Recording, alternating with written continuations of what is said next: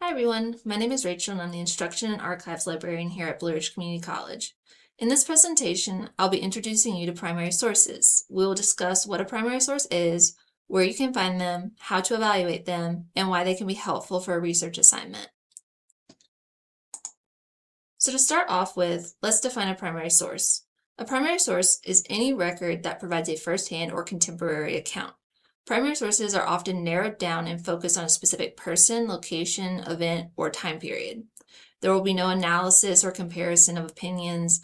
There will be no broad contextual analysis of the entire time period or of an entire movement's growth in a specific time period, nothing like that. These are going to be very personal record types, which means you need to watch out for potential bias.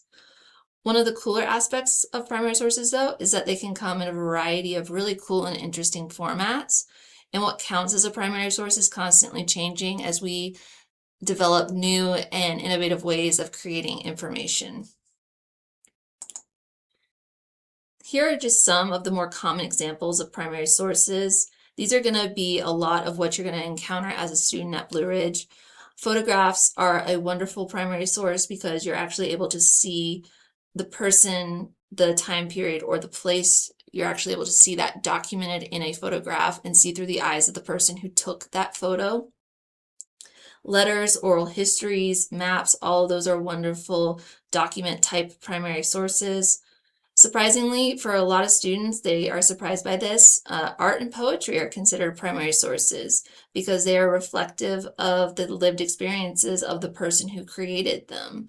They're directly tied to their firsthand account of life, and so that's what makes them a primary source. Newspaper articles count as primary sources only when they're reporting on a recurrent event that either the writer of the article was an eyewitness to, or they are directly interviewing someone who was an eyewitness. Otherwise, it's leading more towards secondary source territory.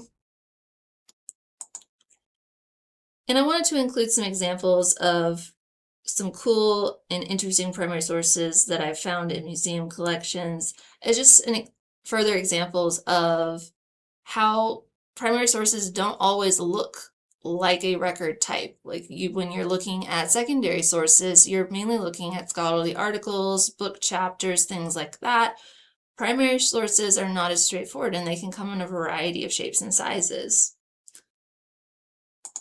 Here are some examples also from our own collection here in Blue Ridge Community College. These come directly from our archive and they show the history of our college, but also of our local community. Finding primary sources can be a little challenging. Like any other research assignment, you might have to look in a variety of different places. Places like archives, museums, and special collections at public libraries are all really good places to start. They're going to have some of the more robust and full collections of primary sources. Some databases do have primary source collections, but that's not the main focus of most databases. So just keep in mind that you're not going to see as many primary source records in library databases.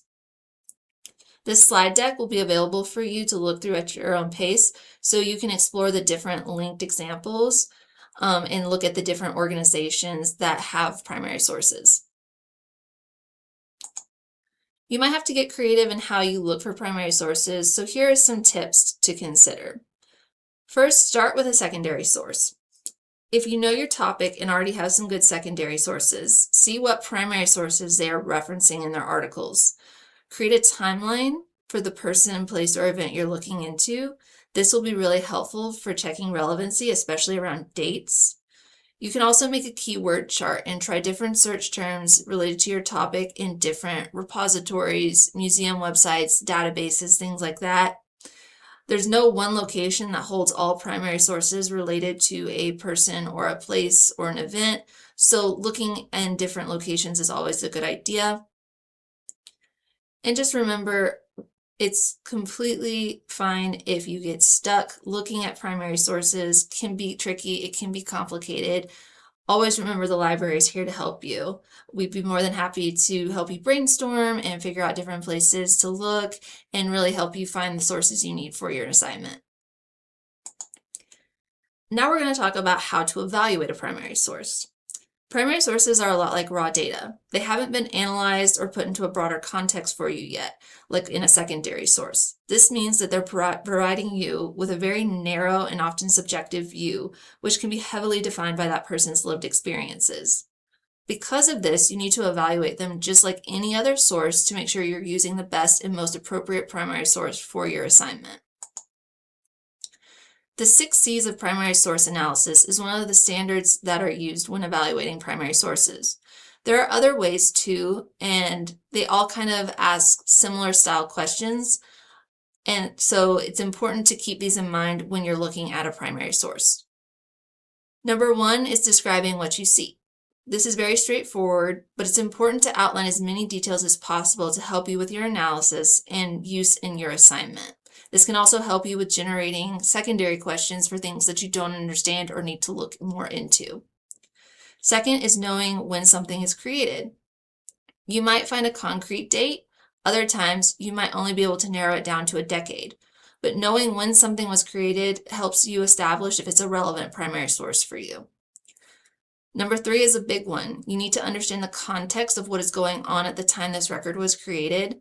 By understanding who the creator is, when it was made, and what cultures it's connected to, you can place a primary source into the broader context of social, cultural, or political moments. Number 4 goes hand in hand with context. Link the primary source with things you already know about that person, that movement, that time period, culture, etc. This helps you understand the perspective of the primary source and helps you connect it to other relevant secondary sources. Number 5 is deciding if it's a reliable source. And by that, it's really asking if the person who created the source is a reliable narrator. Remember, primary sources can be very subjective. What they don't say can be just as important as what they do. You need to check for bias and compare that to what is known about that person, time period, or event. And that leads to number 6, where you need to ask yourself how this source contributes to our understanding of that time period. The answers to those questions will impact how you use it or if you decide not to use it. Once you decide to use a primary source in an assignment, just like with any secondary source you might use, you need to cite it. You can summarize a primary source, describe it, directly quote it, or paraphrase it, but you always need to remember to cite it. Primary sources are best used when they're strengthening your argument or the point you're trying to make in your assignment. Remember that they cannot stand on their own. They don't have the strength to stand on their own. They need to be used to strengthen your argument, your perspective, your opinion. And you use that also in connection with secondary sources.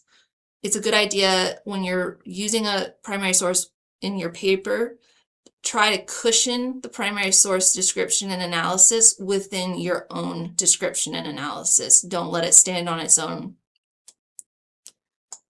Oftentimes, students start looking at primary sources when it's a requirement for a class, and I always recommend trying to incorporate them into an assignment whenever possible.